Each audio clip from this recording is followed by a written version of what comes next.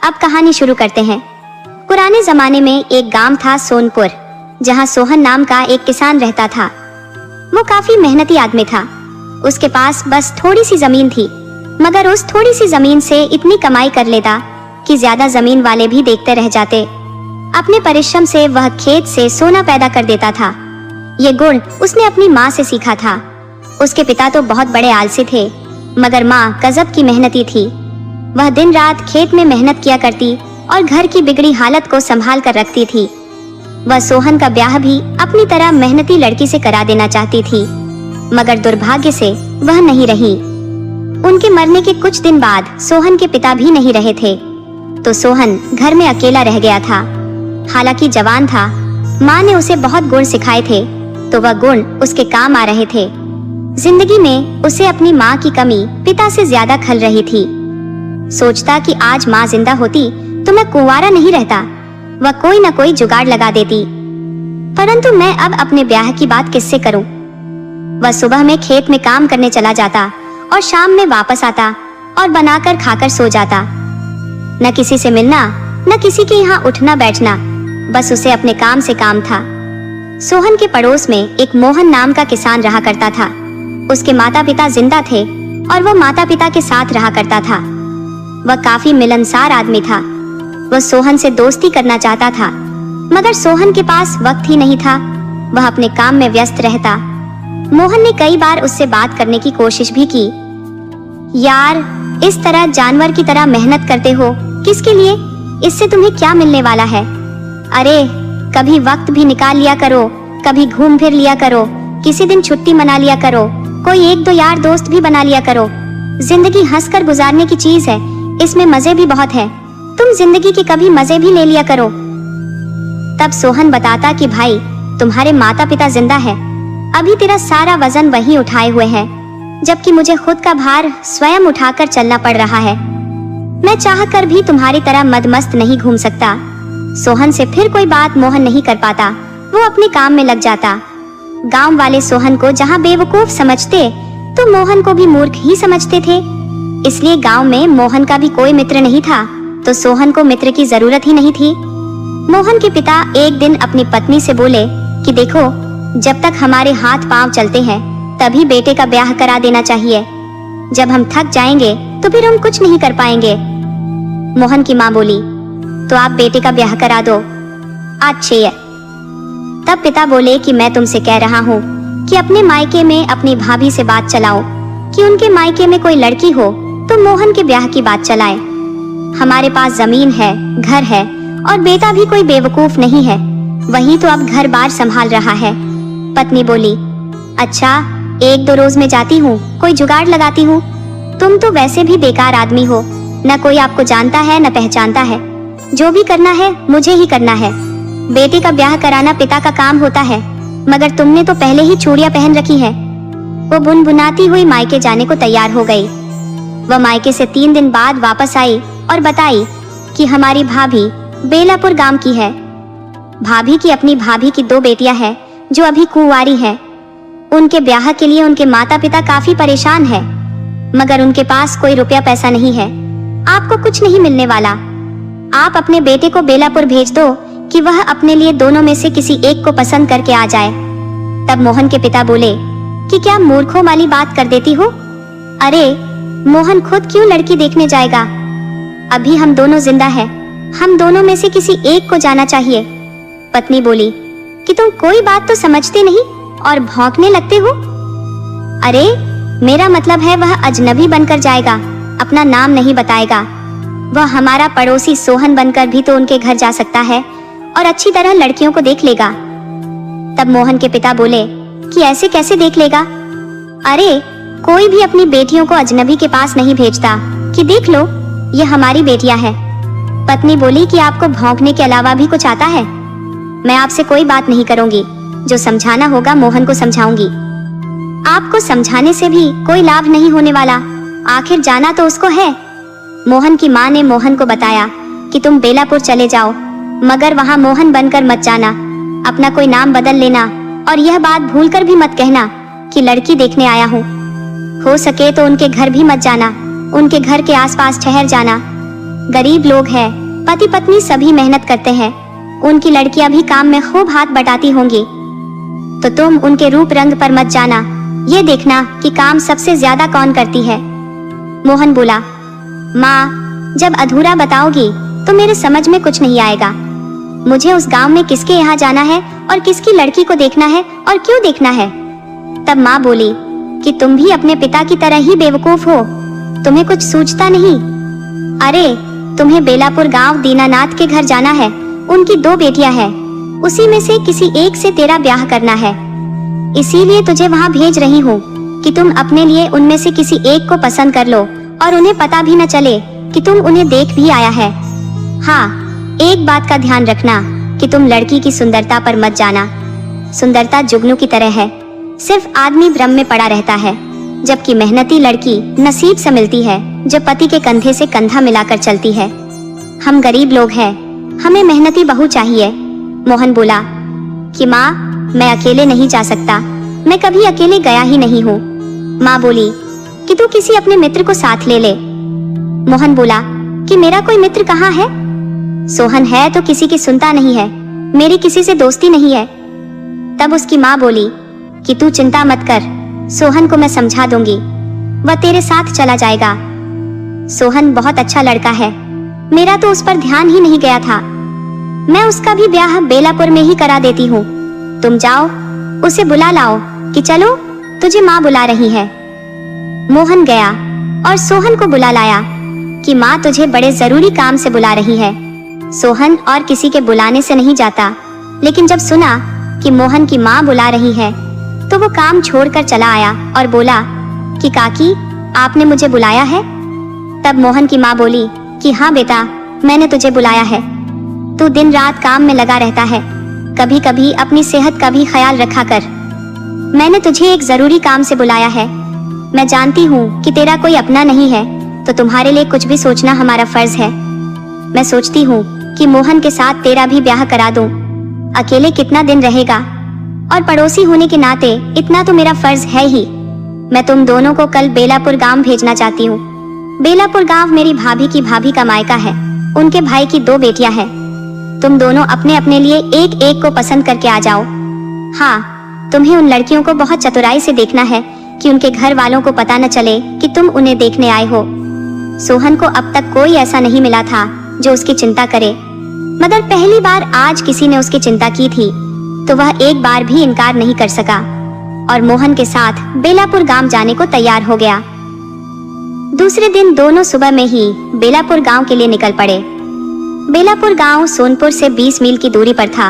वहां तक जाने में पूरा दिन। मोहन को सोहन के साथ चलना बहुत अच्छा लग रहा था, तो सोहन को भी आज पहली बार घर से दूर जाने का मौका मिला था और आज पहली बार मोहन से खुलकर बात करने का मौका मिला था। उसे बहुत आनंद आ रहा था। दोनों बातें करते हुए आगे चले जा रहे थे। चलते चलते दोनों को शाम हो गई। अब वे बेलापुर गांव से कुछ ही दूरी पर थे, तो सोहन ने मोहन से कहा कि भाई पता कर लो कि हमें जिस गांव जाना है वह अभी कितनी दूर है। तब मोहन बोला कि हाँ, हमें पता कर लेना चाहिए। उसने एक आदमी से बोला, भैया रामपुर कितनी दूर है? तब वो आदमी बताया कि तुम लोग तो आगे आ चुके हो, वो 3 मील पीछे छूट चुका है। दोनों बातें करने में इतना खो गए थे कि गांव का नाम ही भूल गए थे। बेलापुर के बदले उन्हें रामपुर याद आ गया था। सोहन ने गांव के नाम पर ध्यान ही नहीं दिया था। उसे तो यही ख्याल था कि जब मोहन साथ है तो उसे सब पता होगा, उसकी रिश्तेदारी है तो उस गांव आया गया होगा, उसे गांव का घर भी याद होगा। मगर जब उस आदमी ने बताया कि रामपुर 3 मील पीछे छूट गया है, तब मोहन से बोला कि भाई तुम बातों में इतना लग गए कि गांव छोड़कर इतना आगे चले आए, अब चलो पीछे चलते हैं। मोहन बोला कि मुझे बहुत थकावट हो गई है, अभी थोड़ा बैठकर आराम कर लेते हैं, उसके बाद पीछे चलते हैं। सोहन बोला, अरे यार शाम हो गई है, बैठकर आराम करने लगेंगे तो रात हो जाएगी। तब मोहन बोला कि कुछ भी हो, पहले हमें आराम कर लेना चाहिए। थक तो सोहन भी गया था, तो दोनों बैठकर एक पेड़ के पास आराम करने लगे थे। जब सूरज ढलने लगा तो सोहन बोला कि भाई मोहन, हम इसी तरह बैठे रहे तो मुश्किल में पड़ जाएंगे। किसी भी नए गांव में दिन के उजाले में ही जाना चाहिए, वरना रात के वक्त घर ढूंढने में काफी परेशानी होने लगती है। चलो जल्दी से हम उस गांव में चलते हैं। दोनों वहां से उठकर पीछे रामपुर गांव के लिए चल दिए। उस गांव तक जाने में दोनों को रात हो गई। उधर उस गांव में दो लड़कियों की विदाई के लिए, उनका गौना कराने के लिए उनके पति और सगे संबंधी आए हुए थे। दोनों लड़कियां तो सगी बहनें थीं और जुड़वां थीं, जबकि उन्हें ले जाने दो गांव से उनके पति आए थे। दोनों का ब्याह 10 साल पहले हो गया था। तब वह बच्ची थी, मगर अब सयानी हो चुकी थी। दोनों के रंग में थोड़ा अंतर था, एक गोरी थी तो एक सांवली थी। उनके पति यह मानकर चल रहे थे कि मेरी औरत गोरी है, इसलिए मुझे गोरी वाली को ले जाना है। तो दोनों ने लड़की के पिता को सुना दिया कि मैंने जब ब्याह किया था तब गोरी लड़की से किया था, इसलिए हम गोरी वाली को ले जाएंगे, इसमें आप कोई छल मत करना। तब लड़की का पिता बताया कि तुम दोनों को अपनी अपनी पत्नियों का नाम तो याद है ना, तुम्हारे साथ उस नाम वाली ही लड़की भेजी जाएगी। अब इस वक्त गाल मत बजाओ, जिसकी जो पत्नी है उसके साथ जाएगी, चाहे वो काली हो, गोरी हो, अंधी हो, लंगड़ी हो, मोटी हो, छोटी हो या बहुत खूबसूरत हो, राजकुमारी हो, जिसके नसीब में जो है वो चली जाएगी। लड़की के पिता की बात सुनकर लड़के वाले भड़क गए कि तुम्हारी बात से लगता है कि धोखाधड़ी करोगे। हम कुछ नहीं जानते, हम गोरी वाली लड़की को ही ले जाएंगे, हम बाद में क्यों, लड़की को अभी अपने कब्जे में ले लेते हैं। अब लड़की को लेकर खींचातानी होने लगी। दोनों जबरदस्ती गोरी वाली लड़की को घर में से निकाल लेना चाहते थे, तो स्थिति बिगड़ती देख लड़की के पिता ने गांव वालों का सहयोग लिया और बारातियों पर लाठी चार्ज करा दिया। लाठी की मार पड़ते ही सभी भाग गए। तब लड़की का पिता बोला कि उन लड़कों को मारना नहीं था, न भगाना था, उन्हें पकड़कर ले आओ। अब लड़कियां उनसे खुद बताएंगी कि कौन किसकी पत्नी है। गांव वाले बोले लेकिन वह तो भाग गए। लड़की का पिता बोला कि उन्हें खदेड़ कर पकड़ लाओ, साले भागने नहीं पाए। लड़की से ब्याह करना और फिर उसे छोड़ना कोई मजाक है क्या, सालों को मारपीट कर ले आओ। गांव वाले अब उन्हें खोजने के लिए गांव से बाहर खेतों में निकल गए थे कि तभी सोहन और मोहन ने गांव में प्रवेश किया। दो नौजवानों को गांव में प्रवेश करते देख गांव वाले सोचे कि साले खुद ही चले आ रहे हैं, शायद सालों को अपनी गलती का एहसास हो गया है, तभी तो चले आ रहे हैं, मगर हम इन्हें पकड़ कर ले चलते हैं। गांव वालों ने दोनों को पकड़ लिया और बोले कि सालों बहुत भाग रहे थे, साले ब्याह तो करोगे मगर पत्नी को ले नहीं जाओगे, छोड़कर भाग जाओगे। मोहन बोला अरे नहीं, हम भागेंगे काहे, हम तो ब्याह के बाद अपनी पत्नी को साथ लेकर जाएंगे। गांव वाले बोले तो फिर भागे काहे थे। मोहन बोला नहीं, हम भागे थोड़े ही थे, वो तो रास्ता भटक कर आगे चले गए थे। हम पहले लड़की देखेंगे, उसके बाद पसंद करेंगे, फिर ब्याह कर साथ ले जाएंगे। एक गांव वाला बोला कि मारो सालों को, अभी भी पसंद की बात करता है, जिस दिन ब्याह किया था उस दिन ख्याल नहीं था, अब ब्याह हो जाने के बाद अब पसंद जैसी कौन सी बात है। सोहन बोला कि भाई मेरी बात समझने की कोशिश करो, हम अभी अभी इस गांव में आए हैं, हमारा अभी ब्याह नहीं हुआ है। गांव वाले बोले कि साले बिना पीटे मानेंगे नहीं, मारो दोनों को। मोहन बोला कि मारोगे काहे, हम जब ब्याह को तैयार है तो इसमें मारने पीटने की कौन सी बात है।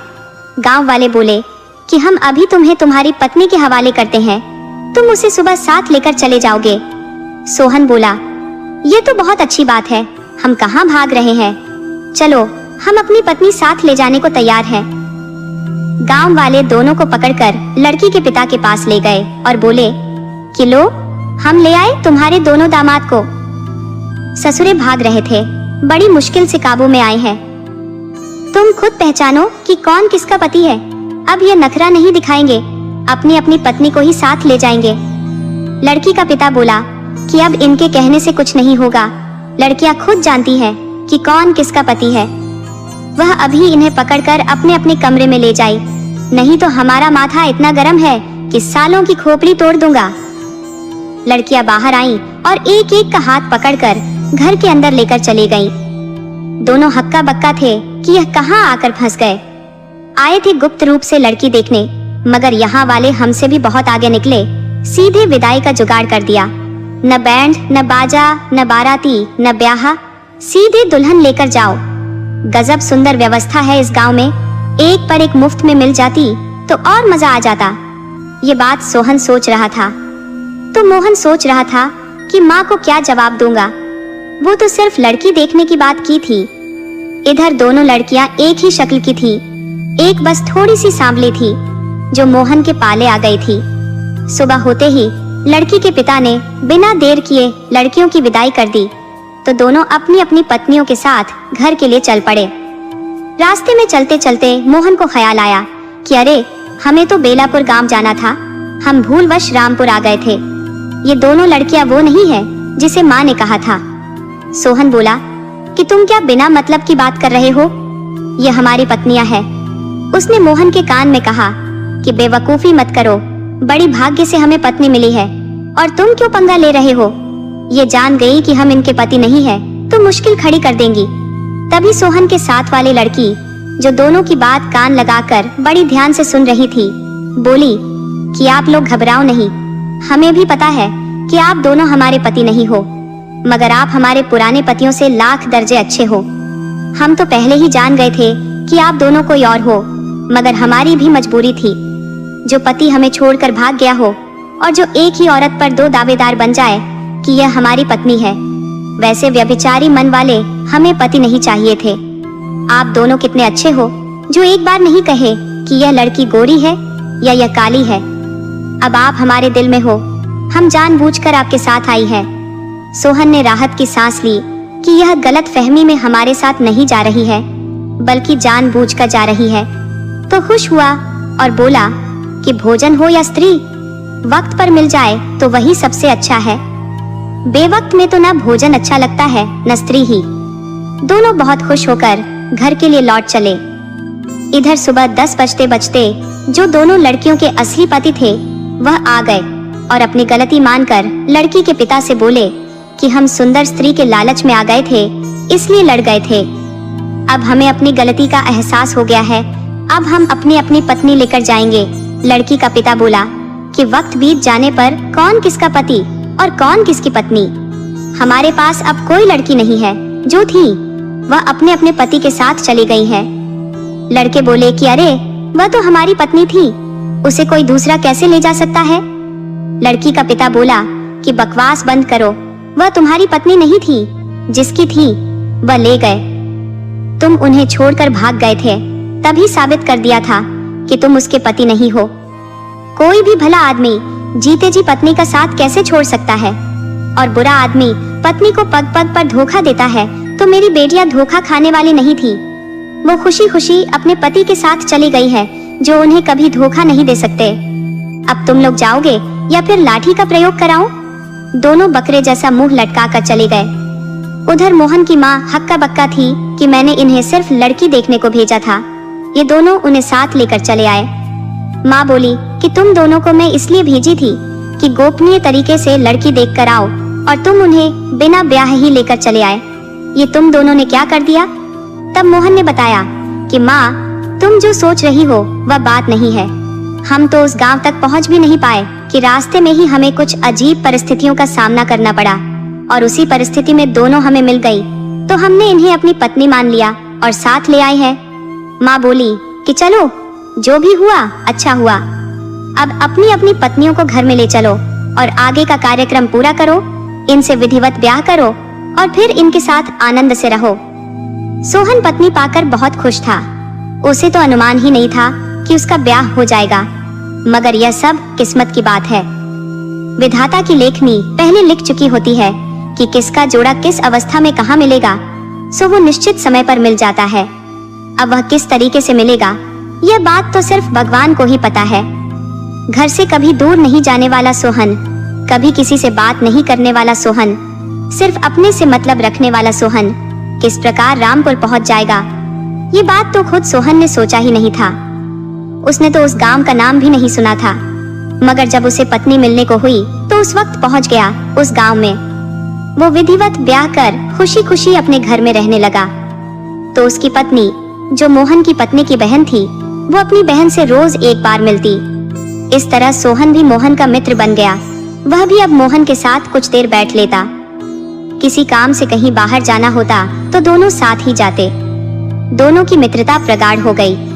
दोनों की मित्रता बढ़ाने में उनकी पत्नियां भी खूब सहयोग दे रही थी। इस तरह कई साल गुजर गए तो सोहन के घर एक बेटे का जन्म हुआ, जिसका नाम सोहन ने रामू रखा। उधर मोहन के घर भी एक संतान आ गई, तो मोहन ने उसका नाम शामू रखा। इस तरह दोनों मित्रों के घर एक एक संतान आ गई। दोनों की मित्रता इतनी प्रगाढ़ हो चुकी थी कि अब एक दूसरे से दूर रह ही नहीं सकते थे। तो दोनों की पत्नियां खाली समय में अब दिन भर साथ रहती थी। मोहन के पिता अब बूढ़े हो चुके थे, तो माँ भी अब चल फिर नहीं सकती थी। उन्होंने एक दिन सोहन और मोहन को बुलाकर कहा कि तुम दोनों एक अच्छे मित्र हो, तो तुम्हारी पत्नियां आपस में बहन है, इससे घनिष्ठता और क्या हो सकती है। इस संबंध को सदा बनाए रखना, तुम दोनों सुखी रहोगे। अब हम दोनों बूढ़े हो चुके हैं, पके आम और बूढ़े आदमी से ज्यादा उम्मीद नहीं रखनी चाहिए। सामने है तभी तक उसका सही उपयोग है। कल को हम नहीं रहेंगे तो तुम दोनों इसी तरह अटूट रिश्ता बनाए रखना, सुख दुख में एक दूसरे का भरपूर साथ देना। कुछ समय गुजर जाने के बाद दोनों बूढ़े और बूढ़ी निकल लिए। इस तरह समय गुजरने लगा। सोहन का बेटा रामू और मोहन का पुत्र शामू भी एक दूसरे के करीबी मित्र हुए। अब वे बड़े हो चुके थे, उन्हें कहीं भी साथ जाना होता तो साथ ही जाते, साथ ही रहते। हालांकि दोनों अब सयाने हो चुके थे, वह आसपास के गांवों में भी आते जाते रहते थे। किसी के शादी ब्याह की बारात में भी साथ जाते रहते थे। गांव में एक भोला नाम का लड़का था, जिसकी बारात जाने वाली थी। उसकी बारात की तैयारी 1 महीने से चल रही थी। उसने अपनी बारात ले जाने की जिम्मेदारी मुरारी पर छोड़ दी थी। मुरारी भोला का परम मित्र था। वह एक भला आदमी था, उसको शांति बहुत पसंद थी। तो भोला के ब्याह में ऐसा आदमी लेकर जाना चाहता था जो सभ्य हो। अक्सर बाराती ब्याह के समय कोई न कोई हुड़दंग कर देते थे, तो बदनामी लड़के के पिता और उसके सगे संबंधियों पर लग जाती थी। तो इन सब बातों से बचकर बारात जाने वाली थी। गांव में खास लोगों को बारात जाने का निमंत्रण दिया जा रहा था, मगर अभी तक शामू और रामू को निमंत्रण नहीं मिला था। दोनों बेचैन थे कि आखिर क्या बात है कि हमें निमंत्रण नहीं मिला है, जबकि इस गांव में जब भी कोई बारात जाती है सबसे पहले निमंत्रण हमें ही मिलता है। मगर यह पहली बार है कि सारे गांव में निमंत्रण बढ़ गया है और हमें नहीं मिला है। जब शामू से नहीं रहा गया तो अपने मित्र रामू से कहा कि मित्र, अब हमें खुद चलकर पता कर लेना चाहिए कि क्या बात है, हमें निमंत्रण नहीं मिला है। रामू बोला कि हाँ, हमें पता कर लेना चाहिए। दोनों उठकर भोला के पास गए और बोले कि भोला भाई, हमसे क्या गलती हुई है कि आप हमें अपने साथ बारात में नहीं ले जा रहे। तब भोला बोला कि यह तो गजब बात है, हमने कहा आप दोनों को बारात जाने से रोका है।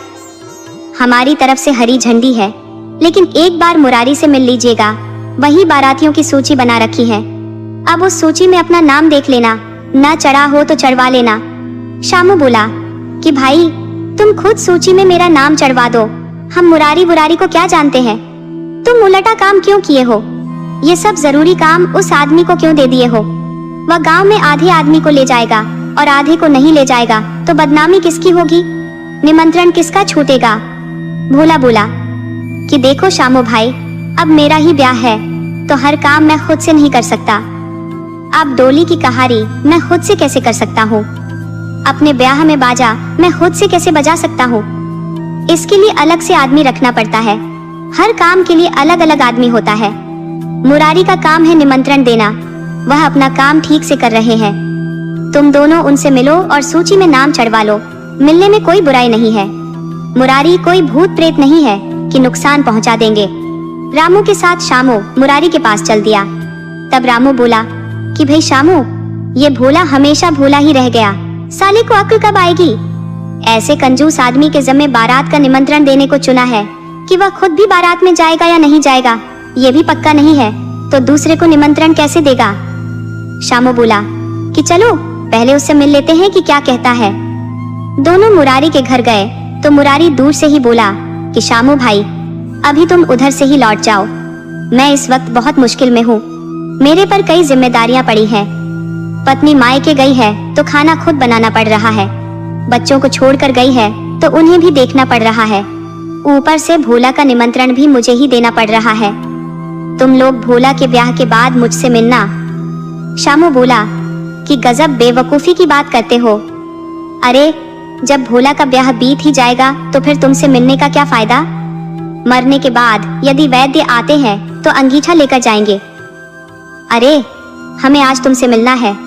मुरारी बोला कि तुम मुझे हल्के में ले रहे हो, मैं अभी किसी से नहीं मिल सकता, जाओ अपने घर जाओ। शामू बोला कि ऐसे कैसे घर जाऊं? मेरा भी नाम भोला के बाराती की सूची में चढ़ा दो। मुरारी बोला नहीं नहीं, मैं तुम दोनों का नाम उसमें शामिल नहीं कर सकता। मुझे बहुत बड़ी जिम्मेदारी मिली है कि बारात में सिर्फ भले लोग जाएंगे, एक भी बदमाश नहीं जाना चाहिए, तो तुम दोनों को कैसे ले जा सकता हूँ? रामू बोला कि मुरारी भाई, हम आपको बदमाश लगते हैं? मुरारी बोला कि इस बात का फैसला भोला के ब्याह के बाद लिया जाएगा, अभी तुम दोनों अपने अपने घर जाओ। शामू बोला कि मुरारी, भोला अपने मुंह से कहा है कि जाकर सूची में नाम चढ़वा लो। मुरारी बोला कि शामू, काहे बेवकूफों वाली बात करते हो? अरे सभी मुंह से ही बोलते हैं, कोई पीछे से नहीं बोलता। भोला की इस वक्त कौन सुन रहा है? इस वक्त जो मैं कहूँगा वह होगा। इस वक्त भोला का कुछ नहीं चलने वाला। शामू बोला कि मुरारी, तुम नम का हरामी कर रहे हो, जिस थाली में खा रहे हो उसी में छेद कर रहे हो। तुम इसी वक्त हमारा नाम सूची में चढ़ाओ। मुरारी बोला कि तुम्हारे बाप का राज है क्या कि जो कहोगे मैं वही करूँगा? मुझे तुम दोनों बदमाशों को नहीं ले जाना, वहाँ चोर उचक्कों की जरूरत नहीं है। शामू बोला कि तुम खानदानी चोर हो और दूसरे को गलत समझ रहे हो। भोला का माथा गड़बड़ा गया है जो तेरे को नौकर रख लिया है। जाओ बांधो निमंत्रण, नौकर कहीं का। शामू सीधे भोला के पिता के पास गया और बोला कि काका, हमें भोला की बारात में जाना है और मुरारी मना कर रहा है।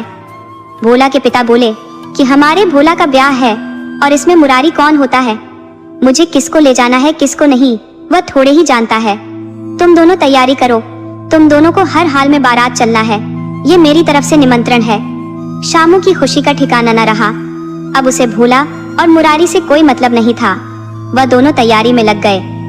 उधर मुरारी ने छांट छांट कर कुछ आदमियों को ही बारात में जाने का निमंत्रण दिया था, मगर ऐन वक्त पर भोला के पिता ने सारे गांव को निमंत्रण भिजवा दिया। जब बारात निकली तो मुरारी ने माथा पीट लिया। उसने तो इतने लोगों को निमंत्रण दिया ही नहीं था, फिर इतने लोग कहां से हो गए? आखिर बारात गांव से निकली और अपनी मंजिल पर पहुंच गई। वहां समय से द्वार पूजा की रस्म हुई और अब सभी के खाने पीने की तैयारी होने लगी कि तभी किसी ने सूचना दी कि जमींदार साहब का हाथी चोरी हो गया है। जरूर इन बारातियों में से किसी ने चुराया है। जमींदार बहुत बदमाश आदमी है, खंभे में बांधकर पिटवाता है। अच्छा होगा कि बाराती हाथी लौटा दे, वरना पिटने को तैयार रहे। इतना कहकर घर वाले भोला और उसके पिता को लेकर घर में चले गए और घर का दरवाजा बंद कर लिया। शामू बोला कि अरे ये क्या तमाशा है, हम लोग हाथी कैसे चुरा सकते हैं? हाथी कोई चूहा थोड़े ही है कि कोई छिपा लेगा। उधर मुरारी बड़बड़ा रहा था कि काका पागल आदमी है, वह चोर बदमाश सबको निमंत्रण दे दिए हैं। अब चोर ससुरा इस बारात में आकर हाथी पर ही हाथ साफ कर दिए। अब एक दूसरे का मुंह देखने से कोई लाभ नहीं होने वाला। जल्दी भागो यहाँ से, नहीं तो जमींदार मारकर खाल उतार लेगा। बाराती मुरारी के हड़काने पर पास के जंगल में भाग गए। वह बड़ी तैयारी के साथ बारात करने आए थे कि वहाँ खाने को लजीज व्यंजन मिलेगा, खूब छक्कर खाने को मिठाई मिलेगी, मगर यहाँ तो पीने को पानी तक नहीं मिला। उस आदमी के घर के ठीक सामने एक जंगल था, उसी में सब भाग गए। जंगल छोटा था, गनीमत थी कि कोई खतरनाक जानवर उसमें नहीं रहता था, तो सभी उसी में जाकर बैठ गए। सभी को खतरा सता रहा था कि जमींदार ने किसी को पकड़वा लिया तो बहुत मारेगा। शामू को समझ में नहीं आ रहा था कि कोई इतना बड़ा हाथी लेकर भाग कैसे गया और जमींदार उसे देख भी नहीं पाया। अभी इसी उधेड़बुन में पड़े थे कि किसी ने खबर दी कि जमींदार का हाथी मिल गया है। महावत उसे नहलाने के लिए 4 कोस दूर नदी में ले गया था, अब वापस आ गया है। हाथी के वापस आते ही गांव वालों ने देख लिया कि हाथी मिल गया है। वो महावत से पूछ बैठे कि भैया, ये हाथी तुम्हें कहाँ मिला? इसे किसने चुराया था? तब महावत बोला कि यह हाथी है, कोई बकरी का बच्चा नहीं कि कोई इसे चुरा ले। मैं इसे स्नान कराने नदी ले गया था, ये चोरी नहीं हुआ था। क्या किसी ने चोरी की अफवाह फैलाई थी क्या कि हाथी चोरी हुआ है? तब गांव वाले ने महावत से बताया कि भैया, पूछो मत, किसी ने कह दिया था कि बारातियों ने जमींदार का हाथी चुरा लिया है, तो डर के मारे सारे बाराती जंगल में छिप गए हैं कि जमींदार साहब मारेंगे। ये बात महावत ने जमींदार से कही कि आपके डर से बाराती जंगल में भाग गए हैं। जमींदार बोला कि यह तो गलत हुआ है, ये अफवाह फैलाने वाला जितना बड़ा मूर्ख है उससे भी ज्यादा बाराती मूर्ख है। उन्हें इतना भी नहीं सूझा कि इतना बड़ा हाथी कोई चुरा कैसे सकता है। जमींदार बोला कि यह तो मुझे बदनाम करने की साजिश है, जाओ बारातियों को वापस लाओ और उन्हें खिलाओ पिलाओ। तब वह आदमी जाकर बताया कि भैया, यह तो सिद्ध हो चुका है कि तुम सब चोर हो, मगर कितना बड़ा चोर क्यों न हो, हाथी नहीं चुरा सकते, इसलिए जल्दी से वापस चलो और भोजन करो। सभी बाराती मुंह लटकाए नजरें झुकाए वापस आ गए और किसी तरह खा पी कर रात में ही घर को वापस हो लिए। शामू को बारात में आने का पछतावा हो रहा था। उसे अगले दिन रामू के साथ रामपुर गांव में एक निमंत्रण पर जाना था, तो घर आते ही फिर से रामपुर के लिए निकल लिए, मगर वे भूल गए कि किसके घर जाना है और क्यों जाना है। वो आगे एक बारात में गए कि यही दावत खाकर लौट चलेंगे, मगर वहाँ तो पहले से खाने वालों की सूची बनी थी। वह एक एक आदमी का नाम पूछकर अंदर जाने दे रहे थे, तो दोनों वहाँ से खिसक लिए। अब सोचे कि अब हम किसके घर जाए, हमें तो पता ही नहीं है कि किसके घर जाना है। वह अंदाज से ही आगे बढ़ चले कि और कोई कहीं जुगाड़ बन जाता है तो दावत उड़ा देंगे। जब आगे एक गली से गुजर रहे थे कि एक आदमी ने पूछ लिया, भैया तुम ही दोनों बसंतपुर से आए हो अपने भाई के लिए लड़की देखने? तो शामू बोल पड़ा, हाँ हम बसंतपुर से आए हैं। तो वह आदमी जल्दी से दोनों को घर में ले गया और बोला कि भाई बड़ी देर कर दी, हमें तो लगा था कि तुम आओगे ही नहीं, परंतु कोई बात नहीं, देर आए दुरुस्त आए। वो आदमी दोनों को घर के अंदर ले गया और दोनों की खूब खातिरदारी की। दोनों खा पी कर आराम करने लगे। वह आदमी बोला कि तुम दोनों लड़की को सुबह में देखोगे या अभी? तब शामू बोला कि हम सुबह में देखेंगे। दोनों आराम करने लगे। शामू बोला कि भाई रामू, हम अभी भाग चलें, नहीं तो किसी लफड़े में फंस सकते हैं, हम वो नहीं है। दोनों वहां से भागने को हुए तो घर वाले पहले से सावधान थे। वह सोच रहे थे कि यह जरूर कोई दूसरे हैं। उन्होंने दोनों को पकड़ लिया और बोले कि भाग कैसे जाओगे, दावत उड़ाने में आगे रहते हो तो दावत का खर्च भी भरना पड़ेगा। दोनों आदमियों ने दोनों को पकड़ लिया और दो लड़कियों से दोनों का जबरदस्ती ब्याह करा दिया। दोनों खुश थे कि अच्छा ही हुआ है, मगर जब लड़कियों को देखा तो दोनों की होश उड़ गए। एक एक आंख की अंधी थी तो दूसरी पैर से लंगड़ी थी। दोनों को मुफ्त की दावत महंगी पड़ गई थी। मुंह लटकाए दोनों घर आ गए, साथ में दोनों की पत्नियां भी थी। जब सोहन ने देखा तो हैरान हुआ कि यह रामू, तुमने क्या कर दिया? तब दोनों ने आप बीती सुनाई तो सोहन और मोहन ने दोनों को समझाया कि तुम दोनों को अफसोस करने की जरूरत नहीं है, दोनों लड़कियां ही हैं, इन्हें सहारा देकर तुम लोगों ने अच्छा काम किया है। इस तरह दोनों खुशी खुशी रहने लगे।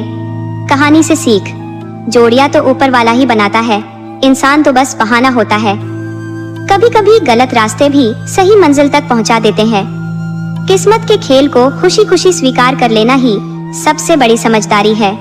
अगर आपको हमारी कहानी अच्छी लगी हो तो हमारे चैनल को सब्सक्राइब करें, लाइक करें और कमेंट बॉक्स में राधे राधे जरूर लिखें।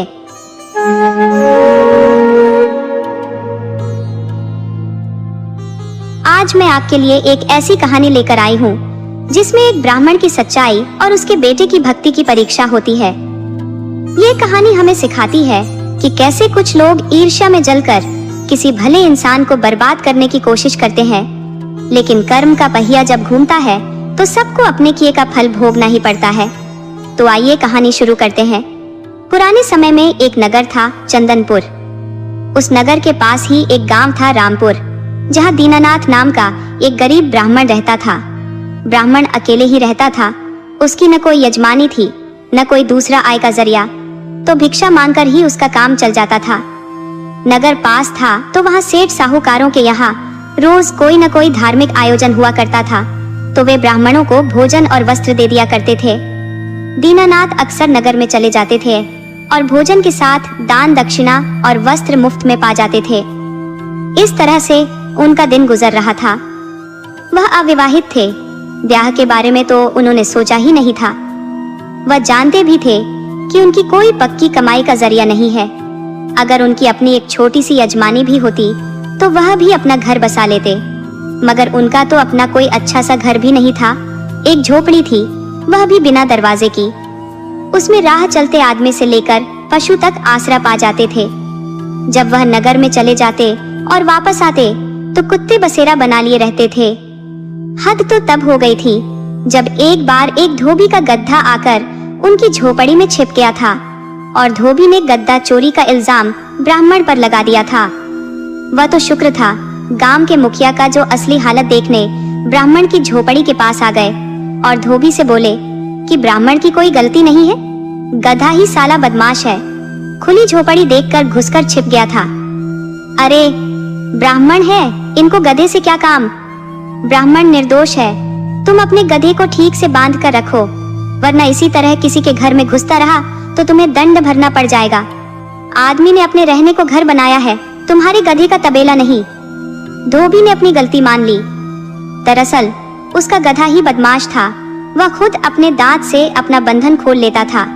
इस बात को धोबी जानता था, फिर भी ब्राह्मण को कमजोर जानकर दोष लगा दिया था। उसने अपनी गलती मान ली और मुखिया से बोला कि इस गधी को बेच देता हूँ, ना रहेगा न किसी के घर में घुसेगा। मुखिया ने ब्राह्मण को भी समझाया कि कोई साधारण दरवाजा भी आप झोपड़ी में लगा दिया करे, एक टाट ही लगा दीजिए, वरना कोई एक दिन आपकी झोपड़ी ही गायब कर देगा।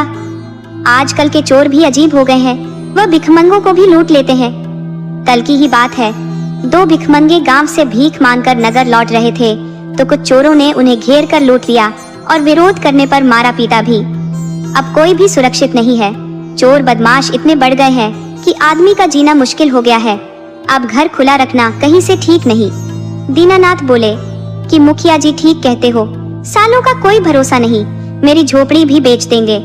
ब्राह्मण ने अपनी झोपड़ी में एक टाट का दरवाजा लगवा दिया।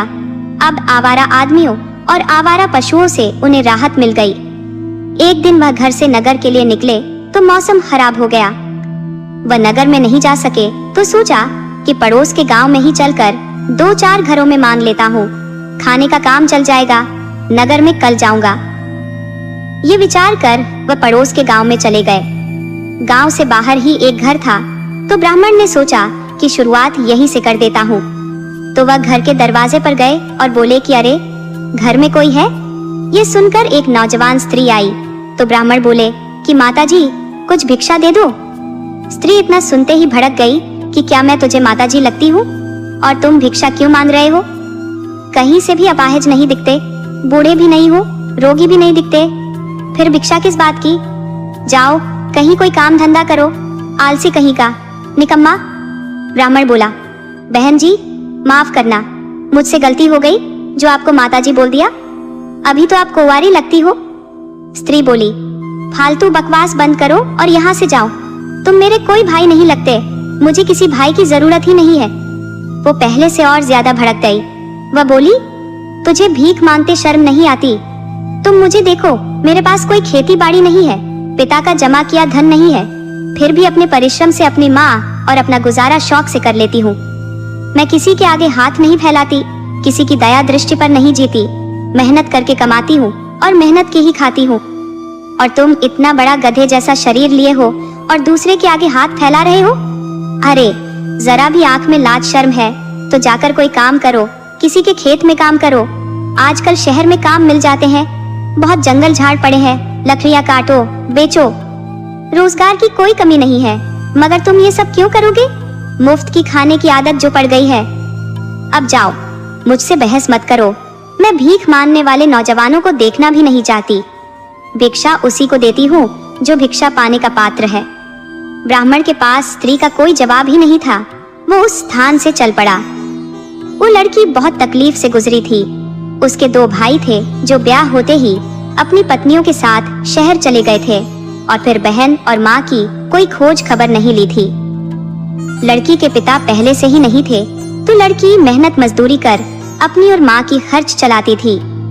हमेशा देखने में आया है कि पुत्र को पुत्र हो जाते हैं, मगर 90% बेटियां माता पिता के लिए जान छिड़कती है। वह माता पिता की शान होती है, वह माता पिता की जान होती है, माता पिता भी बेटे बहू की अपेक्षा बेटियों पर घमंड करते हैं कि बुरे वक्त में बेटियां ही काम आएंगी। उस लड़की के भाई भाभी उसे छोड़ चुके थे, माँ को छोड़ चुके थे, तब भी वह शान से मेहनत के बल पर जी रही थी। उधर ब्राह्मण आगे गांव में भिक्षा मांगने को चला तो गया, मगर उसकी हिम्मत ही नहीं पड़ी कि किसी के घर भिक्षा मांगे। जब वह किसी के दरवाजे की तरफ जाता तो लड़की की बात याद आ जाती कि जवान हो, घोड़े जैसा शरीर लिए हो, भीख मांगते शर्म नहीं आती। तो ब्राह्मण ने कहीं भी भिक्षा नहीं मांगी। सुबह से शाम होने पर घर लौट चला, मगर घर लौट जाने से भी तो पेट नहीं भरना था। तो सोचा कि रास्ते में जंगल है, वहीं से कुछ लकड़ी इकट्ठा कर लेता हूँ। उसके पास कुल्हाड़ी तो थी नहीं, तो कुछ सूखी लकड़ियां इकट्ठी की और घर की तरफ चल दिया कि तभी वह लड़की कहीं से काम करके वापस लौट रही थी। उसने देखा कि जिस ब्राह्मण को झिड़की लगाई थी वह तो लकड़ी लिए आ रहा है। उसके दांत का असर इतना होगा उसने तो सोची भी नहीं थी। वो पास आई तो बोली कि जरा रुकना, ये लकड़ी बेचोगे? ब्राह्मण ने हाँ में सिर हिलाया तो लड़की ने एक आने में लकड़ी खरीद ली। ब्राह्मण एक आना लेकर घर आ गया। उस जमाने में एक आने की कीमत कम नहीं थी।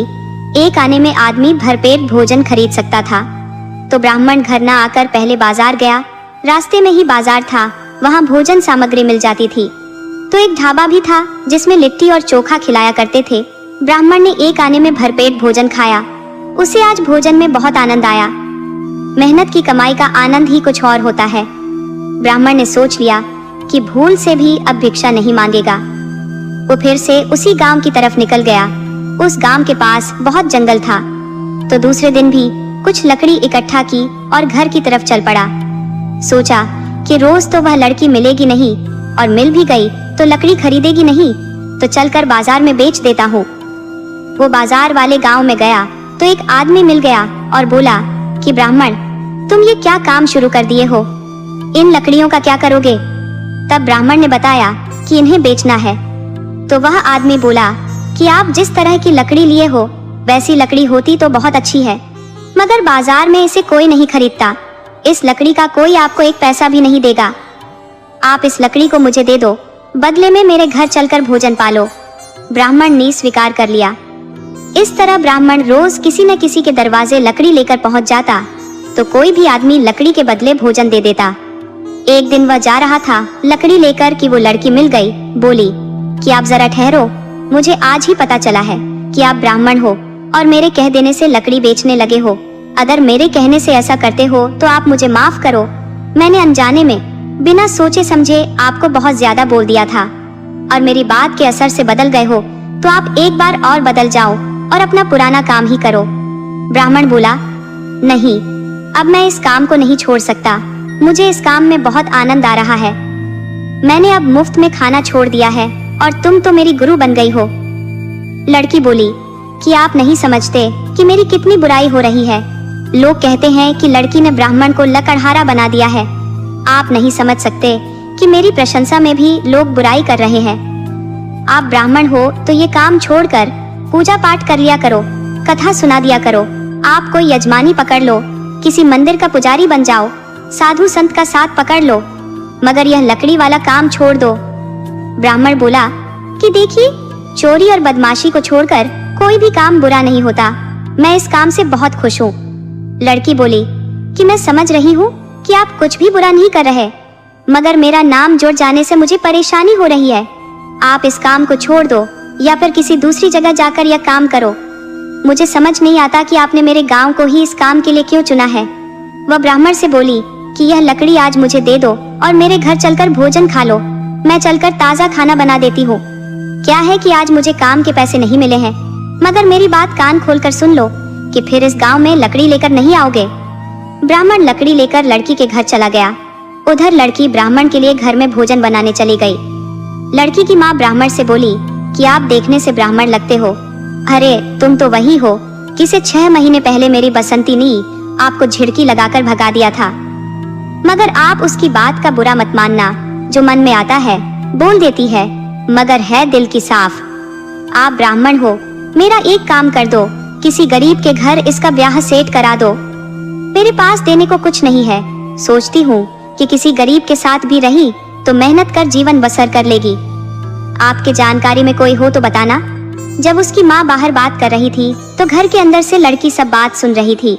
बोली कि माँ, मुझे सब बात सुनाई पड़ रही है, तुम फालतू की बात मत किया करो, तेरे जीते जी मैं तुझे छोड़कर कहीं नहीं जाने वाली।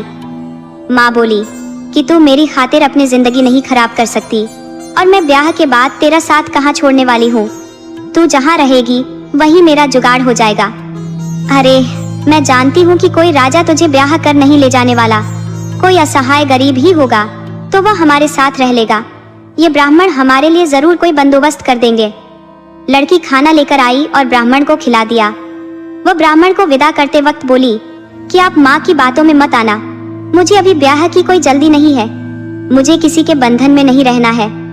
ब्राह्मण वहां से घर के लिए चल दिए, मगर रास्ते में सोचते रहे कि लड़की कितनी अच्छी है, मगर मेरा नसीब कहाँ कि उससे ब्याह कर लूं, और फिर मैं दरिद्र आदमी अपना पेट भी नहीं भर पाता हूँ।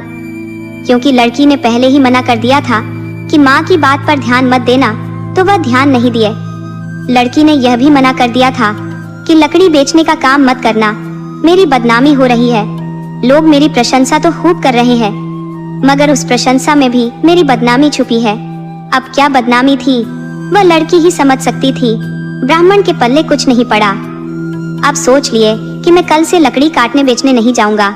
मैंने मुफ्तखोरी एक बार छोड़ दी है तो दोबारा उसे नहीं कर सकता। किसी के आगे हाथ फैलाने का सवाल ही नहीं उठता। ब्राह्मण दूसरे दिन घर से निकलकर नगर के लिए चल पड़े कि किसी सेठ के यहाँ कथा या उत्सव में भोजन पाने में कोई बुराई नहीं है।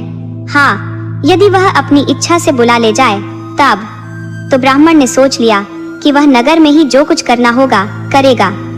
नगर जाने के लिए ब्राह्मण ने आज एक दूसरा रास्ता पकड़ लिया था जो एक छोटे जंगल से होकर गुजरता था। उस रास्ते से ब्राह्मण कभी नहीं गए थे। उन्हें वह जंगल बड़ा सुंदर लगा तो उसमें इधर उधर घूमने लगे। तभी उन्हें एक पुराना मंदिर दिखाई पड़ा जिसकी सफाई कभी हुई ही नहीं थी। वो धूल और पत्तों से भरा पड़ा था। मंदिर के आसपास बहुत घास उगाई थी। देखने से मंदिर खंडहर प्रतीत होता था, मगर मंदिर बिल्कुल ठीक हालत में था, बस उसकी सफाई की जरूरत थी। मगर सफाई भी एक दिन में एक आदमी के बस की बात नहीं थी। एक आदमी करीब 1 महीना मेहनत करता तब जाकर मंदिर साफ हो पाता। तो ब्राह्मण ने ठान लिया कि मैं अब कहीं नहीं जाऊंगा, इस मंदिर की सफाई करूंगा। होंगे कोई दाता तो भोजन देंगे, या फिर इसी तरह भगवान की सेवा करते मर जाऊंगा। ब्राह्मण ने उस मंदिर की सफाई शुरू कर दी। कोई 2 घंटे तक सफाई करते रहे तो उन्हें पता चला कि यहाँ तो एक कुआं भी है जो मंदिर के ठीक पीछे है। वह बिल्कुल सही अवस्था में है। जंगल में चरवाहे उसी कुएं से पानी पीते हैं, उसे साफ करके भी रखे हैं। ब्राह्मण को प्यास लग गई थी तो एक चरवाही ने ही ब्राह्मण को बताया कि पंडित जी जरा आराम कर लो, पानी पी लो, भोजन नहीं किया है तो हमारे पास भोजन है, उसी में से आधा आधा खा लेते हैं। ब्राह्मण बोले कि भाई इस तरह तो आप आधे भूखे रह जाओगे। तब चरवाहा बोला कि पंडित जी आप तो पूरे भूखे रह जाओगे, हम आधा आधा ही पा लेते हैं। अभी बात कर ही रहे थे कि 3-4 चरवाहे और आ गए। वह बोले कि हम सब मिल बांट कर खा लेंगे तो कोई भूखा नहीं रहेगा। इस तरह सभी ने मिल बांट कर भोजन खा लिया, कोई भूखा भी नहीं रहा। ब्राह्मण ने बताया कि यजमान, आप लोगों के जंगल में इतना सुंदर मंदिर है कि यदि सफाई करके इसमें पूजा की जाए तो इस जंगल की तकदीर बदल सकती है। आप सब मेरे साथ थोड़ी मेहनत कर पुण्य के भागीदार बन सकते हैं। चरवाहे बोले कि अब हाथ से तो मंदिर की सफाई नहीं हो सकती, इसमें इतना कचरा जमा हो गया है कि फावड़ा और टोकरी घर से लाना पड़ेगा। हम लोग अपने गांव से और लड़कों को लेकर आएंगे और कल ही मंदिर की पूरी सफाई करा देंगे। इस तरह 2 दिन में ही ब्राह्मण ने चरवाहों की मदद से पूरा मंदिर साफ करा दिया। जंगल के रास्ते से गुजर रहे एक सेठ ने मंदिर की रंगाई पुताई का खर्चा दे दिया तथा बोला कि मैं इस मंदिर में पूजा करने वाले को भोजन और वस्त्र का प्रबंध पूरे साल के लिए करा दूंगा। ये सिलसिला मेरे जिंदा रहने तक चलेगा। अब आगे मेरे बेटे क्या करेंगे इसकी गारंटी मैं नहीं ले सकता। ब्राह्मण बोले कि यजमान, अब आगे की कौन सोचता है। हाँ, वर्तमान में खुश रह ले, यही बहुत है। आगे सब भगवान है, उनके शरण में जाने वाला कभी भूखा नहीं मरा है। इस तरह ब्राह्मण अब मंदिर में ही रहने लगे तथा नगर सेठ ने उनके लिए भोजन और वस्त्र का प्रबंध करा दिया। मंदिर के पास ब्राह्मण ने एक मिट्टी का घर भी बना लिया, क्योंकि वह रात को मंदिर में ही सो नहीं सकते थे। जब घर बनकर तैयार हो गया, तब ब्राह्मण ने मन में विचार किया कि अब मेरी स्थिति सामान्य हो गई है, मैं चाहूँ तो अपना ब्याह भी कर सकता हूँ। ब्राह्मण को यहाँ आए 6 महीने हो गए थे, मगर वह उस लड़की को नहीं भूल पाए थे। उसी के बताए अनुसार तो वह यहाँ तक पहुँच पाए थे। तो ब्राह्मण ने विचार किया कि बेशक मेरा उससे ब्याह नहीं हो पाएगा, मगर एक बार उससे मिलने में कोई बुराई नहीं है। ये विचार कर एक दिन शाम के वक्त उस लड़की के घर जाने के लिए निकल गए। वहां तक जाने में उन्हें काफी रात हो गई। उस लड़की के घर तक गए तो वहां सन्नाटा पसरा था। ब्राह्मण ने दरवाजे पर दस्तक दी तो दरवाजा तो नहीं खुला, मगर उस लड़की ने एक झरोखे से झांका। उसने देख लिया कि यह तो वही ब्राह्मण है जिसे वह अक्सर याद करती है।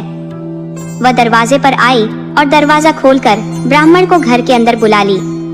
फिर बताई कि मेरे ऊपर दुखों का पहाड़ टूट पड़ा है।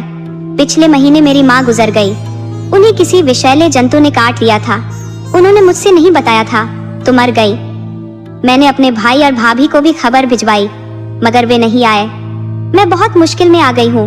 आप जानते हो कि हर गांव में मनचले होते हैं। वह अकेली लड़की पर बुरी नजर रखते हैं। इस गांव में भी 3-4 लफंगे हैं जो अक्सर मुझे घूरते रहते हैं। उनके डर से सहमी रहती हूँ। जब माँ थी तो मुझ में इतनी ताकत थी कि अकेले 10 से भिड़ सकती थी, मगर अब मुझ में वह साहस नहीं रहा। अब तो मेरा कोई सहारा भी नहीं है। मैं लड़की हूँ, खुद से अपनी ब्याह की बात भी नहीं कर सकती। मैं अब किससे मदद लूं? जब मेरे भाई ही मेरे नहीं हुए तो अब किस पर भरोसा करूं? ब्राह्मण बोले कि थोड़ा धीरज रखो, इंसान ही इंसान के काम आता है। अगर बुरा न मानो तो मैं तुम्हारा हाथ थामने को तैयार हूँ। मैं इस वक्त एक मंदिर में पुजारी हूँ। ये सब तुम्हारे कहे अनुसार ही हुआ है। इतने दिनों तक मैं इसी कारण इधर नहीं आ सका था, मगर तुम्हें रोज याद करता था। लड़की बोली कि मैं आपको एक पल के लिए नहीं भूल पाई हूँ। जब माँ ने आपसे किसी लड़के को देखने की बात की थी, तभी मैंने आपको मना कर दिया था। शायद आप उस वक्त समझ नहीं पाए थे कि क्यों मना किया था। मैं आपसे प्यार करने लगी थी, मगर आप इतने निष्ठुर निकले कि आने में 6 महीने लगा दिए। इतने दिन मेरे कैसे गुजरे हैं, मैं उसे आपको कैसे दिखाऊं? लड़की बोली कि आप थक गए होंगे, आराम करिए और ये बताइए कि आपको किसी ने मेरे घर की तरफ आते तो नहीं देखा है ना? ब्राह्मण बोला, देखा तो नहीं है, मगर ये दावा भी नहीं कर सकता कि किसी ने नहीं देखा है, और किसी ने देखा होगा तो बड़ा बुरा हो जाएगा। लड़की बोली, जब आप ब्याह को राजी हो तो कुछ नहीं होगा। आप अभी मेरे माथे पर सिंदूर लगा दो और भगवान को साक्षी मानकर ब्याह कर लो। फिर आप मेरे घर के अंदर नहीं, बाहर बैठक में सो जाओ, जिसमें मेरी माँ सोया करती थी। हाँ, दरवाजा ठीक से बंद करके सोना। ब्राह्मण ने लड़की के बताए अनुसार लड़की को सुहागन बना दिया तथा बैठक में सोने चला गया। हालांकि ब्राह्मण को लड़की के घर में प्रवेश करते हुए एक गांव के मुस्टंडे ने देख लिया था। वह तुरंत गांव के मुखिया के पास गया और बोला कि मुखिया जी, अरे गांव में गजब हो रहा है। गांव से बाहर पवित्री व्यभिचार कर रही है। उसके घर में 4-5 बदमाश रोज आते हैं और रात भर रहते हैं। मुखिया बोला कि तुम यह क्या बकते हो? तुम खुद बदमाश आदमी हो। तुम इतनी रात में उसके घर के पास क्या करने गए थे? तब वह बोला कि नहीं जाता तो वह डूबकर पानी पीती रहती, मगर जब गया तभी तो पकड़ पाया हूँ। मेरे बात पर विश्वास नहीं है तो खुद चलकर देख लो। इस वक्त भी उसके घर में 3-4 बदमाश डेरा डाले हुए हैं। आप रंगे हाथ उसे पकड़ सकते हो। मुखिया को लगा कि मुझे देखना चाहिए। हमारे गांव की लड़की गलत काम कर रही है तो यह तो बहुत बुरी बात है। उसका असर पूरी गांव पर पड़ जाएगा। अगर यह बात सच भी है तो उसके गुनहगार सभी गांव वाले हैं। हमें उसका ब्याह करा देना चाहिए था। वो 2-3 आदमियों को लेकर उस लड़की के घर आए और बोले कि पवित्री, दरवाजा खोलो। लड़की तो पहले से शंकित थी कि गैर आदमी देखकर मुंडे जरूर बवाल करेंगे, तो उसके लिए वह तैयार थी। उसने बेझिझक घर का दरवाजा खोल दिया। मुखिया ने उसके पूरे घर को छान मारा, मगर घर के अंदर कोई नहीं था। तभी मुस्टंडा बोला कि मुखिया जी, अरे पवित्री के माथे को देखो, ये सिंदूर लगाई है। गजब हो गया, जरूर घर में कोई था, उसका प्रमाण इसके माथे का सिंदूर है। मुखिया बोला, पवित्री, ये सब क्या है? तुमने किससे ब्याह किया है? तब पवित्री बोली कि क्या ब्याह करना कोई जुर्म है? अरे मैंने एक आदमी से ब्याह कर लिया है। मुखिया बोला कि कहाँ है वह आदमी? पवित्री बोली कि बैठक में सोए हैं। मगर आप ये सब क्यों पूछ रहे हो? मैंने तो कभी आपके घर के अंदरूनी मामले में कोई दखल नहीं दी। आप ये भी जानते हो कि हमारे गांव में 4-5 मुंडे रात भर गलियों में घूमते रहते हैं। इनके डर से कोई भली स्त्री घर से बाहर नहीं निकल सकती। मगर आप इन बदमाशों को कुछ नहीं कहेंगे उनसे जो डरे सहमे हैं। मैंने आज ही एक ब्राह्मण से ब्याह कर लिया है और कल सुबह उसके साथ ससुराल चली जाऊंगी। ब्राह्मण भी जाग गए थे, सब तमाशा देख रहे थे, तो मुखिया भी अब इस मामले में क्या कह सकते थे। उन्हें तो इस बात से एतराज था कि बिना ब्याह के पवित्र कैसे किसी को अपने घर में रख सकती है। मगर जब ब्याह कर ली है तो उसे पति के साथ रहने से कौन रोक सकता है। मुखिया वहां से चले गए तो पवित्री ने ब्राह्मण को घर के अंदर बुला लिया कि अब आप बाहर सुरक्षित नहीं हो, घर के अंदर रहो। बदमाश अपनी दाल गलती न देखकर आपको नुकसान पहुंचा सकते हैं। ब्राह्मण घर के अंदर सोए। सुबह में दोनों उठे और मंदिर के लिए निकल गए। ब्राह्मण पत्नी के साथ मंदिर पर रहने लगे। 3 साल बाद उनके घर में एक पुत्र का जन्म हुआ तो दोनों बहुत खुश हुए। वैसे भी दोनों का जीवन बहुत सुखमय गुजर रहा था, तो बच्चे का पालन करने लगे। मंदिर जंगल में था, फिर भी कई लोग मंदिर के आसपास घर बना लिए थे। वे सब चरवाहे थे। उनको जंगल में गाय रखने में काफी सहूलियत हो रही थी। साथ में घर बन जाने से उनकी पत्नियां भी आकर रह लेती थी। इस तरह समय गुजरता गया। ब्राह्मण का बेटा केशव अब 10 बरस का हो चुका था। तो ब्राह्मण सोचे कि मैं अभी जवान हूँ, आदमी को जवान रहते तीर्थ कर लेने चाहिए, वरना बूढ़े होने पर न तो हाथ पैर काम करेगा न सही दिमाग काम करेगा। इसलिए अच्छा है कि अभी तीर्थ कर लेता हूँ। ब्राह्मण ने जब पत्नी से यह बात बताई तो पत्नी ने भी हामी भरी कि हाँ, हमें जरूर तीर्थ में चलना चाहिए।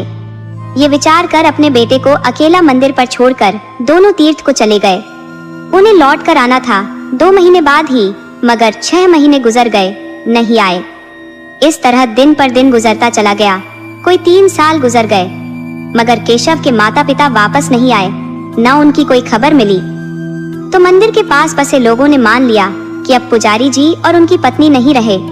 उन्होंने केशव से बताया कि अब तुम मंदिर का पुजारी बनकर पूजा करो, अब तुम्हारे माता पिता नहीं आने वाले। तो केशव उस मंदिर में पूजा पाठ करने लगा। अब भी बच्चा था तो उसका मन पवित्र था।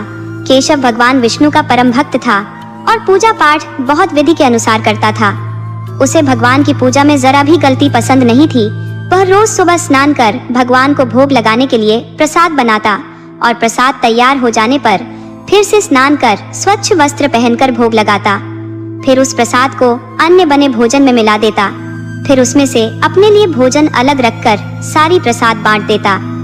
बाद के लिए या दोबारा के लिए अपने पास कुछ भी प्रसाद जमा कर नहीं रखता। थोड़े ही दिन में वह मंदिर आसपास में विख्यात हो चुका था, तो उसमें बहुत चढ़ावा और प्रसाद भी चढ़ने लगा था। तो केशव सभी प्रसाद बांट देता। अब अगर कोई साधु संत बाद में पधारते तो उन्हें आटा, आलू, नमक और लकड़ी दे देता कि बनाओ और खाओ। वह खुद दिन भर भगवान का भजन करता रहता। भजन कीर्तन उसके मुंह से तब तक चलते रहते जब तक कि वह सो नहीं जाता। ऐसा करते करते उसको 12 साल बीत गए। वह कभी किसी से कोई फालतू बात नहीं करता था। उसकी भक्ति में इतनी शक्ति आ गई कि जो कुछ जुबान से बोल देता वह निश्चित है कि होकर रहता। अगर वर्षा नहीं होती तो दूर दूर से किसान पुजारी से आग्रह करने आते कि कृपा करो पानी बरसा दो। पुजारी बोलता कि भाई मैं कोई भगवान थोड़े ही हूँ जो वर्षा करा दूंगा। तब किसान कहते कि आप एक बार सच्चे मन से कह दो तो वर्षा हो जाएगी। तब केशव कहता कि चलो मैं आप लोगों का दिल नहीं दुखाता, कह देता हूँ कि हे प्रभु वर्षा करा दो। और सचमुच पुजारी के कहने मात्र से वर्षा हो जाती। कभी अतिवृष्टि हो जाती, तब भी किसान पुजारी के पास आते कि क्या पुजारी जी अब मार डालोगे, अब वर्षा बंद करा दो। अरे हमने आपसे प्रलय कराने को थोड़े ही कहा था, आप मना करो कि पानी न हो। तो पुजारी केशव कह देता कि हे प्रभु अब पानी बंद करा दो, अब और पानी की आवश्यकता नहीं है। इतना पुजारी के कहने से ही वर्षा थम जाती। पुजारी केशव के इस प्रभाव से पुराने और जीर्ण मंदिर में रोज हजारों की भीड़ लगने लगी। वहीं नगर में बहुत बड़े बड़े मंदिर थे, उसमें बड़े बड़े तोंद वाले पुजारी पूजा करते थे और सेठ साहूकारों के चढ़ावे पर ऐश करते। अब उनके मंदिरों में लोगों की भीड़ न के बराबर होने लगी तो पुजारियों की समस्या बढ़ गई। उन्हें केशव जैसे बच्चे पुजारी के सामने अपनी दुकान बंद होती नजर आने लगी। तो कई बड़े मंदिरों के पुजारियों ने सभा की कि किसी भी तरह भोलवा को रोकना होगा, वरना हमें भिक्षा मांगने की नौबत आ जाएगी। साला पता नहीं कौन सा तंत्र विद्या जानता है कि सबको मोहित कर लिया है। उनमें से एक पुजारी ने अपनी उलटी खोपड़ी लगाई। उसने अन्य पुजारियों को सुझाव दिया कि एक ही रास्ता है जिससे केशव के प्रभाव को कम किया जा सकता है, और यह काम कोई स्त्री कर सकती है। दरअसल केशव के पास बांझ स्त्रियों का जमावड़ा ज्यादा लगा रहता है। जहाँ बड़े बड़े वैद्य नेम हकीम फेल हो जाते हैं, वहाँ केशव अपनी वाणी से चमत्कार कर देता है। वह जिस स्त्री को बोल देता है कि जाओ पुत्रवती हो जाओगी, तो वह पुत्रवती हो जाती है। मगर हम उसके खिलाफ किसी स्त्री का ही प्रयोग कर सकते हैं। साला अब 16 साल का हो चुका है। अब अगर कोई स्त्री केशव पर झूठा लांछन लगा दे तो उसकी कृपा खत्म हो जाएगी, और बदनामी तो बड़े बड़े ऋषि मुनियों को भी ले डूबी है। सबने विचार किया कि हमें एक बदनाम स्त्री ढूंढनी पड़ेगी जो लांछन लगाकर मरते दम तक अपनी झूठी बात पर अड़ी रहे और अपने झूठ से टस से मस ना हो। पुजारी उस तरह की बदनाम स्त्री की खोज में पड़ गए। उन्हें जल्दी ही सफलता मिल गई। एक ऐसी स्त्री मिल गई जो ब्याह कर 4 पुरुषों को छोड़ चुकी थी। अब उसे 5वें पति की तलाश थी। वह लंपट और मालदार पुरुष की तलाश में थी, क्योंकि भला आदमी कोई उसे रख ही नहीं सकता था। पुजारियों ने उससे संपर्क किया तो वह पहले तो बहुत नानुकुर की, बोली, नहीं, मैं एक धर्मात्मा पुजारी को पथभ्रष्ट नहीं कर सकती। वैसे भी वह कम उम्र का है, मेरे किसी काम का नहीं है। परंतु जब पुजारियों ने 100 स्वर्ण मुद्रा के दर्शन कराए और कहा कि काम पूरा होने पर ऐसे 1000 और मिल जाएंगे, तो वह लालच में आ गई और बोली कि नौजवान तो और भी स्त्री के लोभी होते हैं, वह जल्दी ही झांसे में आ जाते हैं। वो बोली कि आप लोग निश्चिंत रहो, काम हो जाएगा। वह सज धज कर शाम के वक्त पुराने मंदिर पर पहुंच गई। उस वक्त अन्य भक्तगण संध्या आरती कर अपने अपने घर जा चुके थे। पुजारी अब अकेले ही रह गए थे। वह साधु संतों के ठहरने के लिए एक कमरा था, परंतु स्त्रियों के ठहरने लायक कोई जगह नहीं थी। पुजारी खुद मंदिर के बरामदे में ही सोते थे। पिता का बनाया कमरा भंडार गृह बन चुका था। वह स्त्री मंदिर पर पहुंच गई और पुजारी से ठहरने के लिए आसरा मांगने लगी। पुजारी बोले, देवी, यह स्त्रियों के ठहरने लायक कोई जगह नहीं है। अगर तुम्हें मुझसे कोई काम है तो सुबह में आ जाना। स्त्री बोली, मैं असहाय औरत हूँ। मेरे पति ने मारपीट कर मुझे घर से निकाल दिया है। इस नगर में मेरा कोई परिचय का नहीं है। आखिर मैं कहाँ जाऊँ? मुझे आज की रात मंदिर में रहने की इजाजत दे दीजिए। पुजारी बोला, देवी जी, यह संभव नहीं है। आप कहीं और स्थान तलाशो। स्त्री पुजारी की बात सुनकर रोने लगी। स्त्री का सबसे बड़ा हथियार आंसू होता है। वह बड़े से बड़े कठोर दिल को पिघलाने की ताकत रखती है। उसके रोने कलपने से पुजारी का दिल पिघल गया। उसने वह संतों वाला कमरा उस स्त्री को ठहरने को दे दिया तथा अभी तक खुद भोजन नहीं किए थे तो अपना भोजन भी स्त्री को दे दिया। भोजन पानी लेने के बाद स्त्री से बोले कि बहन जी, अपने कमरे का दरवाजा अंदर से बंद कर लेना, क्योंकि तुम एक स्त्री हो। स्त्री की सुरक्षा सर्वोपरि होती है। तुम्हें सोने में कोई परेशानी ना हो। स्त्री आराम से दरवाजा बंद कर सो गई। सुबह में पुजारी अपने कार्यक्रम में लग गए। सुबह होने से पहले ही सैकड़ों स्त्री पुरुषों की भीड़ मंदिर पर लग जाती थी।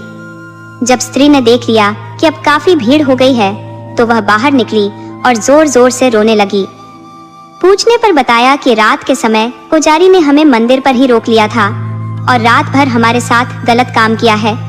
पुजारी यह बात सुनकर सन्न रह गया। वह लोगों से सफाई देने लगा कि मैंने कोई गलत काम नहीं किया है, स्त्री झूठ बोल रही है। परंतु पुजारी की बात किसी ने नहीं सुनी। अफवाह और झूठी बात जहरीली गैस की तरह होती है, जो फैल जाने पर फिर उसे वापस नहीं किया जा सकता। देखते देखते मंदिर पर आई अन्य स्त्रियां पुजारी को गाली देती हुई घर चली गई। कई पुरुष तो पुजारी की हजामत बनाने के चक्कर में पड़ गए कि मारो साले को, मंदिर पर रहकर कुकर्म करता है, झूठा साला ब्रह्मचारी बनता है। उसी में से 1-2 बुद्धिजीवी लोगों ने सलाह दी कि स्त्री की तो जिंदगी तबाह हो चुकी है, उससे तो कोई शादी भी नहीं करेगा, और पुजारी के साथ मारपीट करने से भी स्त्री की लूटी इज्जत नहीं लौटने वाली। मगर हम स्त्री को सम्मानजनक जिंदगी जीने के लिए अब पुजारी के गले में ही मर देते हैं। जब गलती की है तो भुगते।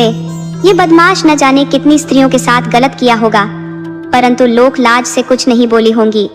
परंतु पाप का घड़ा एक न एक दिन अवश्य फूटता है। इसका भंडा फूटना इस स्त्री के ही हाथ से लिखा था।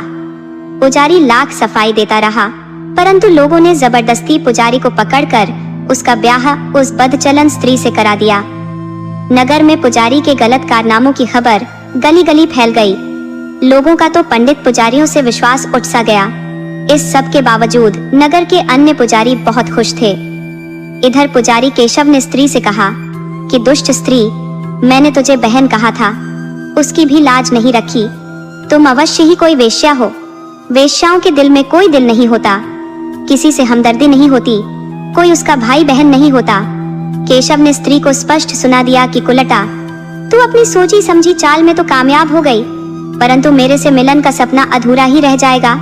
मैं ब्रह्मचारी था और ब्रह्मचारी रहूंगा। स्त्री बोली, मैं तुमसे मिलन को नहीं आई थी और न तुमसे मिलन की मेरी कोई इच्छा।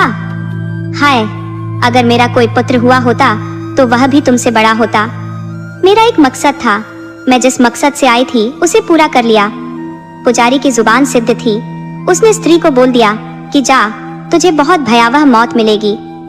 वह स्त्री मंदिर में मेहमानों के ठहरने वाले कमरे में रहने लगी और पुजारी बरामदे में ही रात बिताने लगा। परंतु उसने अपनी आस्था भगवान से कम नहीं की। परिणाम हुआ कि साजिश रचने वाले पुजारियों के घर कोई न कोई मातम होने लगा। किसी का पिता मर गया तो किसी की माँ मर गई, किसी का बेटा मर गया तो किसी की पत्नी मर गई। पुजारी बदहवास हो एक दूसरे पर दोषारोपण करने लगे कि तुमने ही महात्मा पुजारी के साथ छल करने की साजिश रची थी। वह आपस में झगड़ने लगे। उनके झगड़े सार्वजनिक हो गए। धीरे धीरे सभी को पता चल गया कि पुजारी निर्दोष था। उसे नगर के बड़े मंदिरों के पुजारियों द्वारा साजिश के तहत फंसाया गया था। उधर वह स्त्री मंदिर के पास रह रहे एक चरवाहे के साथ अपना टाका फंसा ली थी। वह रोज रात में चरवाहे से मिला करती तो चरवाहा खुशी में उसे दूध पिलाया करता। स्त्री को जब लगा कि चरवाहा उसे कुछ माल नहीं दे सकता, उधर एक बड़ा ठग एक सेठ का माल ठग कर रात में चरवाहे के पास आ छिपा। स्त्री चरवाहे से मिलने गई थी तो वह ठग को देख ली। वह उस ठग से पहले से परिचित थी। जब उसे पता चला कि ठग ने 10,000 सोने की मोहरें ठग लाया है तो वह उसे खुश करने के चक्कर में पड़ गई। ठग भी कब से एक स्त्री चाहता था जो उसी के मेल की हो, तो आज मिल गई। दोनों ने आपस में बात की तो वह कुलटा स्त्री उसके साथ मंदिर छोड़कर भाग गई। कुछ लोगों ने अफवाह तो फैलाई कि पुजारी की पत्नी किसी को लेकर भाग गई, परंतु पुजारी तो खुश था कि बला टली। पुजारी को तो जैसे जान में जान आ गई, परंतु चरवाहा उसके वियोग में दुखी रहने लगा। जबकि उसके घर में उसकी पत्नी मौजूद थी। वह कभी कभार उसके साथ जंगल वाले घर में भी आकर रह लेती थी और उस कुलटा स्त्री से खूबसूरत भी थी। परंतु लंपट पुरुष को अपनी पत्नी से कोई प्यार नहीं रहता है। ये देखने में आता है कि मनुष्य अपने स्वभाव के अनुसार ही पत्नी चाहता है और उसे अपनी पत्नी से अच्छा दूसरे की स्त्री लगती है। उधर बदचलन स्त्री ठग के साथ चली गई, परंतु उसका भी मन चरवाहे में लग गया था। वह उसे देखे बिना रह ही नहीं सकती थी। चरवाहे जैसा सुख ठग नहीं दे पा रहा था। कुल्लटा स्त्री को अपने शारीरिक सुख से मतलब रहता है। उसके लिए वह किसी भी हद तक जा सकती है, तो कभी कभार वो चरवाहे से मिलने आने लगी। ठग को बड़ी मुश्किल से पत्नी मिली थी। उसे अब किसी हाल में छोड़ना नहीं चाहता था। वो कम शातिर नहीं था। उसने पता लगा लिया कि ससुरी का चक्कर चरवाहे से चल रहा है, तो वह चरवाहे की स्त्री को ही अपने चंगुल में फंसाने के चक्कर में पड़ गया। वो चरवाहे की स्त्री को बड़े बड़े तोहफे देने शुरू किए और गहनों से लाद देने का आश्वासन देने लगा, परंतु इसके लिए शर्त रख दी कि मेरे साथ भाग चलो।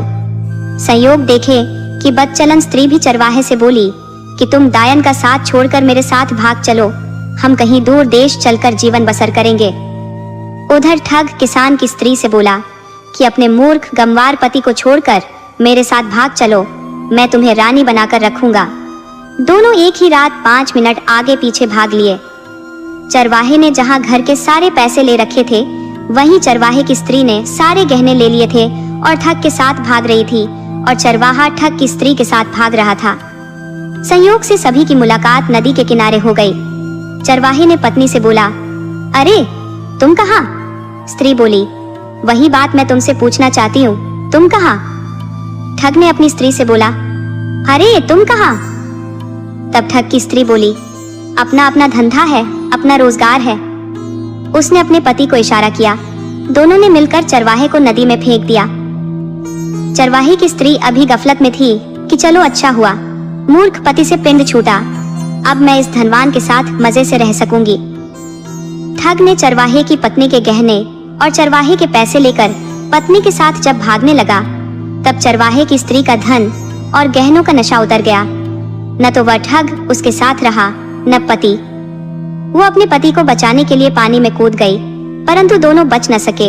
वह पानी में बहते जा रहे थे तथा अपनी गलतियों के लिए एक दूसरे से क्षमा मांग रहे थे।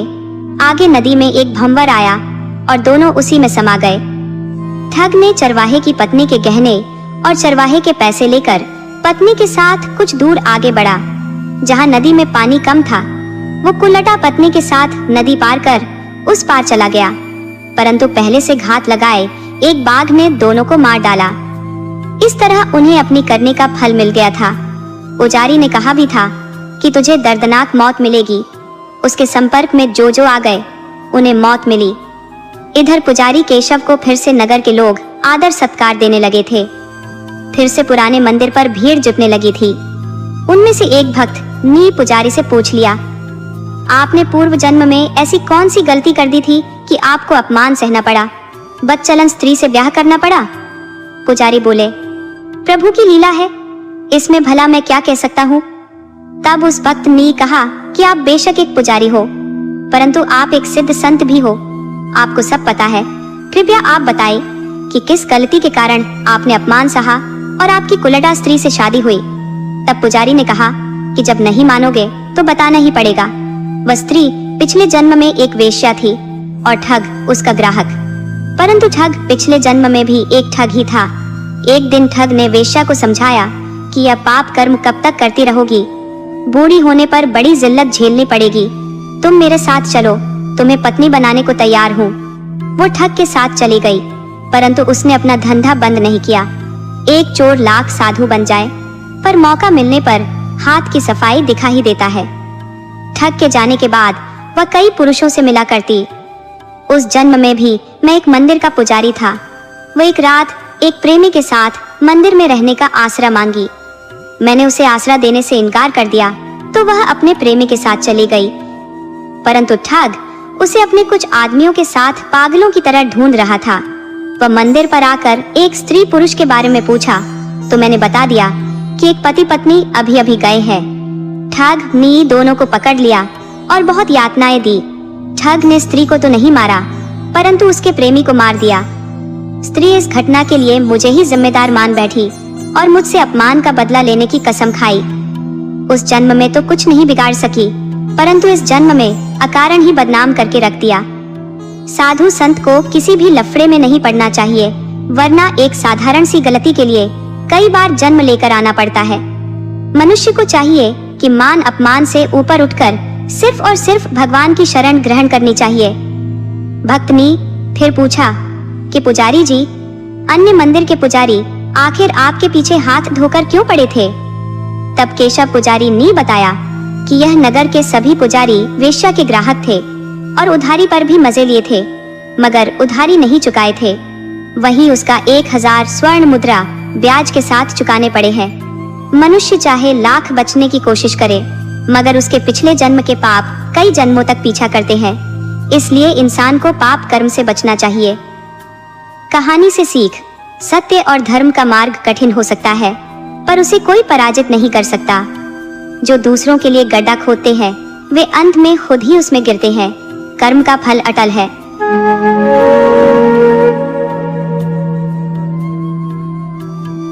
बहुत समय पहले की बात है।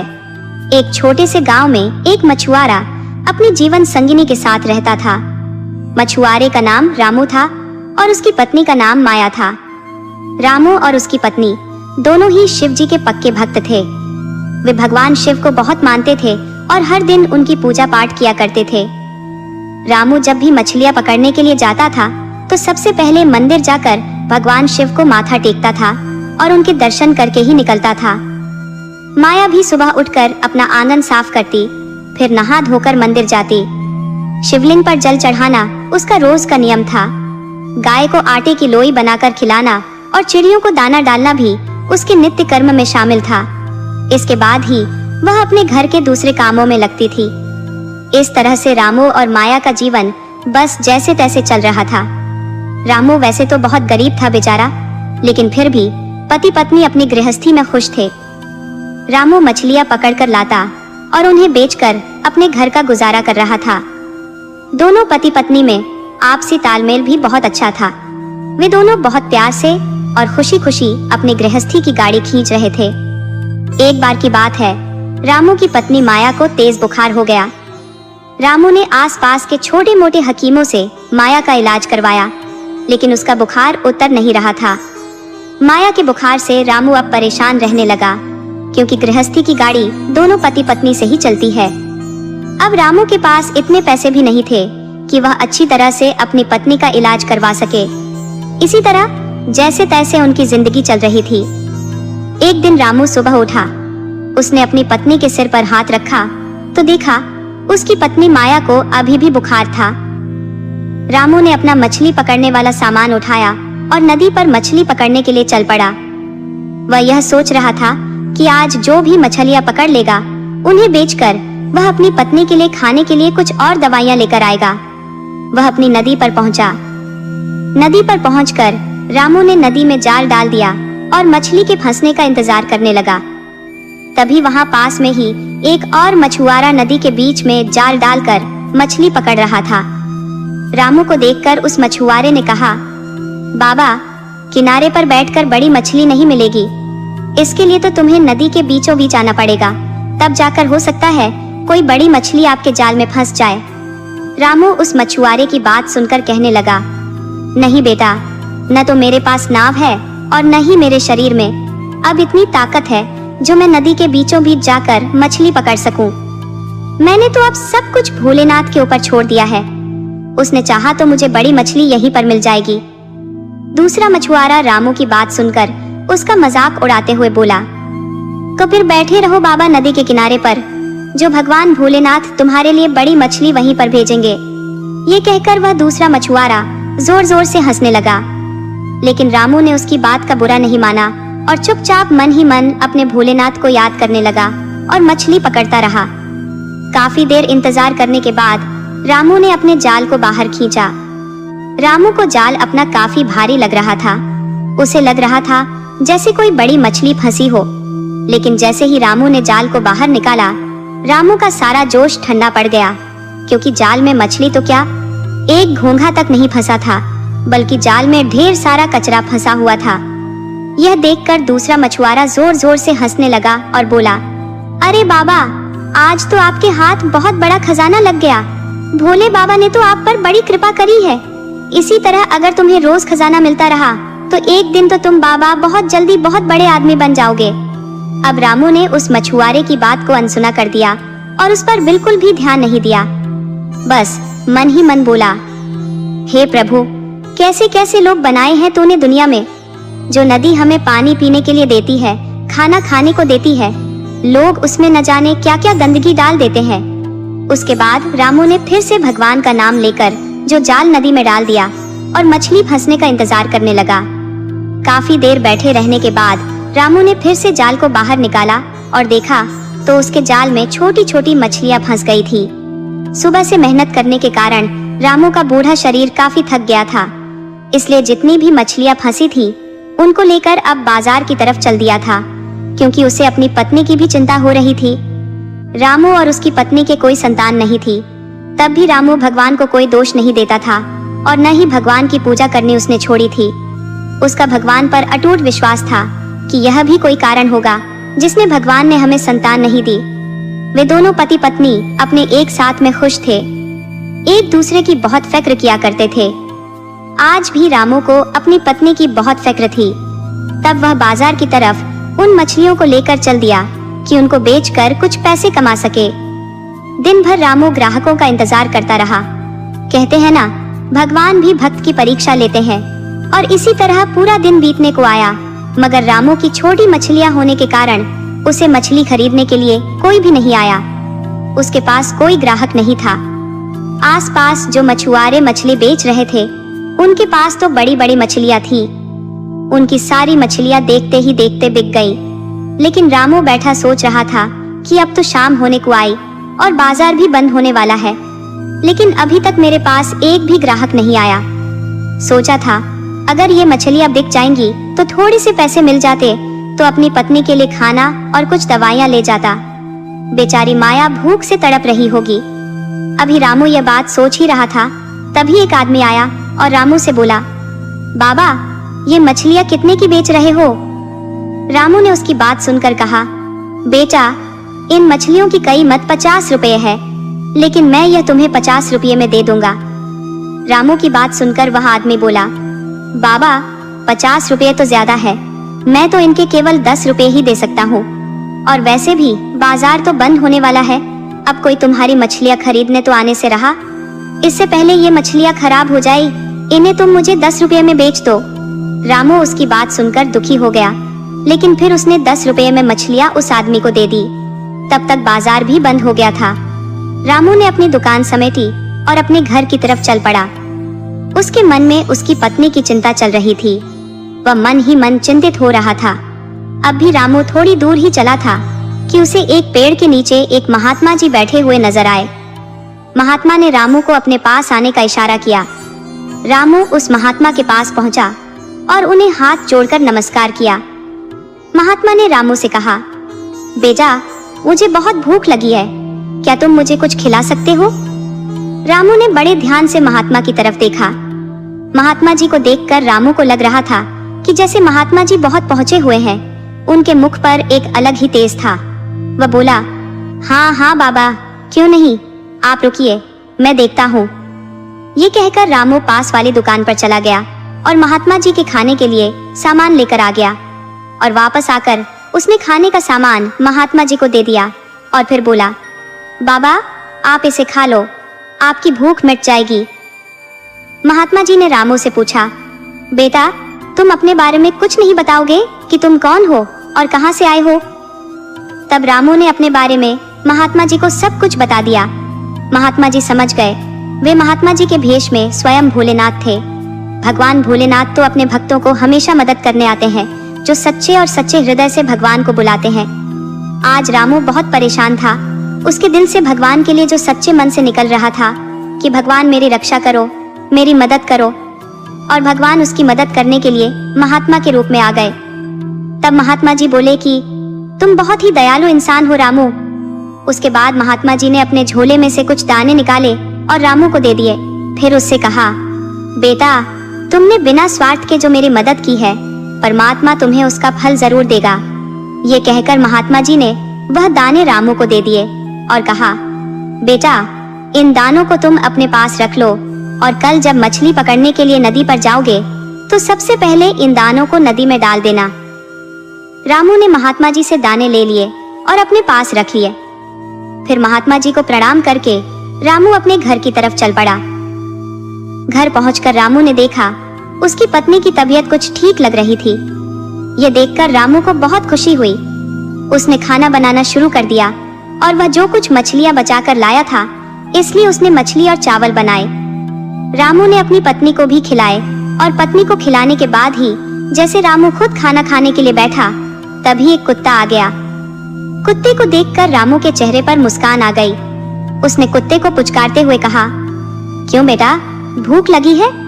रुको, अभी मैं तुम्हें खाना दे देता हूँ। उसके बाद रामू ने अपने खाने के हिस्से में से एक हिस्सा निकालकर कुत्ते को खाने के लिए दे दिया। रामू काफी समय से ऐसा ही करता था। वह जब भी खाना खाने के लिए बैठता, तब वो कुत्ता वहां आता था और रामू के साथ मिल बांट के खाना खाता था। खाना खाने के बाद वह कुत्ता भी वहां से चला जाता था। कुत्ते के जाने के बाद रामू भी अपने भोलेनाथ का नाम लेकर सो गया, और अगली सुबह फिर रामू उठा और उसकी पत्नी तो अपने घर के कामों में लग गई, क्योंकि अब उसका बुखार उतर चुका था। वह काफी ठीक हो चुकी थी, और रामू अपनी मछली पकड़ने वाला सामान लेकर नदी की तरफ चल पड़ा। जब रामू नदी पर पहुंच गया तो उसने जाल नदी में डालने लगा, लेकिन तभी उसे महात्मा जी के दिए हुए दानों की याद आई जो कल महात्मा जी ने उसे दिए थे। रामू ने अपनी जेब से वे दाने निकाले और नदी में डाल दिए। फिर उसके बाद उसने वहां अपना जाल डाल दिया। जाल को डालते हुए अभी थोड़ी देर ही हुई थी कि रामू को लगा जैसे जाल में कोई भारी चीज फंस गई है। रामू जोर लगाकर जाल को खींचने लगा, लेकिन उसकी उम्र ज्यादा होने के कारण उसे जाल खींचने में बहुत ही परेशानी हो रही थी। लेकिन न जाने जैसे तैसे उसने काफी देर मेहनत करने के बाद उस जाल को नदी से बाहर निकाल ही लिया। जैसे ही रामू की नजर जाल के अंदर पड़ी, वह हैरान हो गया। जाल के अंदर एक बहुत ही बड़ी मछली फंसी हुई थी। पास में दूसरा मछुआरा भी यह सब देख रहा था। वह मछुआरा इतनी बड़ी मछली को देखकर आश्चर्यचकित रह गया। उसने मन ही मन सोचा, इतनी बड़ी मछली अगर मुझे मिल जाए तो महीने भर की कमाई एक ही दिन में हो जाएगी। ये सोचकर वह रामू की मछली छीनने की योजना बनाने लगा। उधर रामू इन सब बातों से अनजान भोला भाला रामू उस मछली को लेकर वहां से जा रहा था।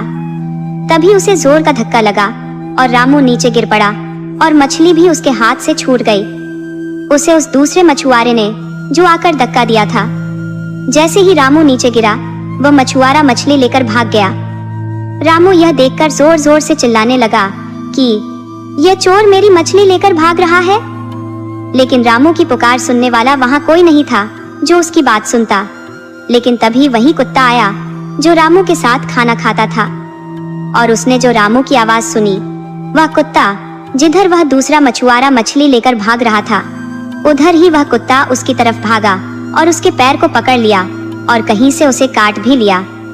जब मछुआरा नीचे गिरा तो मछली भी उसके हाथ से छूट गई।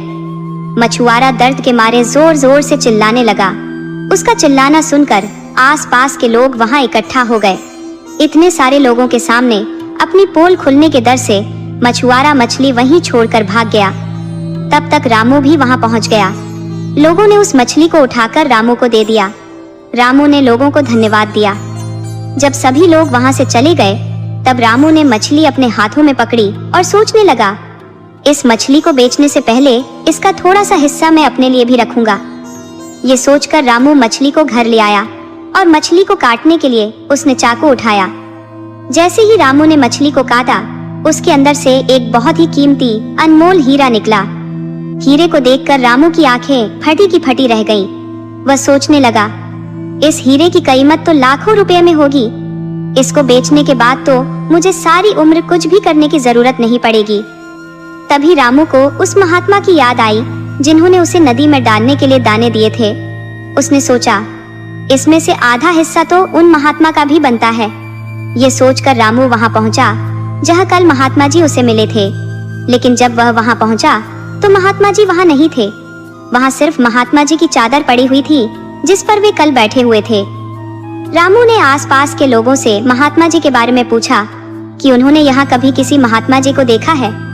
तो यह सुनकर वे लोग रामू से बोले कि नहीं, और बड़े ही हैरान हुए।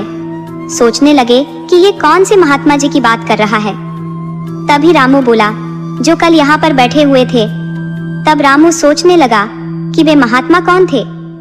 क्या वह स्वयं भगवान भोलेनाथ थे जो मेरी मदद करने के लिए महात्मा का भेष बनाकर आए थे और मेरे नसीब को बदल कर चले गए। ये सोचकर रामू आंखें बंद करके वहीं बैठ गया और महात्मा का धन्यवाद करने लगा। उसके बाद तो जैसे रामू की जिंदगी ही बदल गई। अब उसके जीवन में किसी चीज की कमी नहीं थी। वह अपनी पत्नी और कुत्ते के साथ रामू सफल जीवन बिताने लगा। इसके साथ साथ वह यह सोचकर दुखी और गरीब लोगों की मदद करने लगा कि न जाने किस भेष में उसे भगवान मिल जाए। अब वह भगवान भोलेनाथ की पूजा में जो व्यतीत करने लगा अपना समय, क्योंकि धन की अब उसके पास कोई कमी नहीं थी। वह गरीबों की मदद करता। जो भी उसके द्वारे पर आता उसे वह खाली हाथ नहीं जाने देता था। इस तरह से रामू और उसकी पत्नी पर भगवान भोलेनाथ की विशेष कृपा हुई।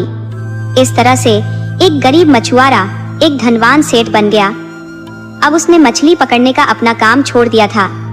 अब तो उसके घर में किसी चीज की कमी नहीं थी। नौकर चाकर सब हो गए। अब वह भगवान की भक्ति में लीन रहने लगा।